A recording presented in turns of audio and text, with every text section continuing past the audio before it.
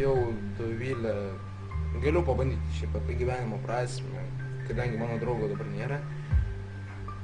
Bet vėl tas pats bitas, Ana Domini. Taip, kad pabandysiu kažką.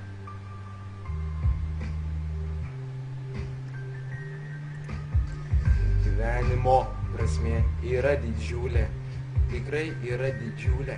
Mes gyvename dėl to, kad galėtume pamilti, turėti šeimą, tęsti savo kartą.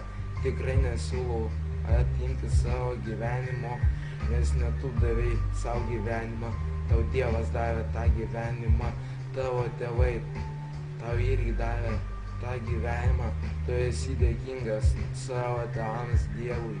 Aš tikrai žinau, ką sakau, aš esu patyręs to gyvenimo daugiau, negu yra matęs kas nors kitas.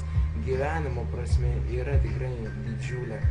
Aš žinau, ką sakau, aš nesu realistas, aš tiesiog galvoju iš lėto, galvoju, ką pasakyti, bet man tikrai reikėtų daugiau patirti, tikrai žinau, ką aš sakau, aš tikrai nesiruošiu tęsti tą gyvenimo kartelę, kurią tęsia mano tėvas. Aš nenoriu būti toks, buvo jisai. Aš tiesiog myliu abu tėvus. Sorry, hebra, jeigu užgrūzinau. Toksai biški rimtesnis buvo. Taip, kad nepykit.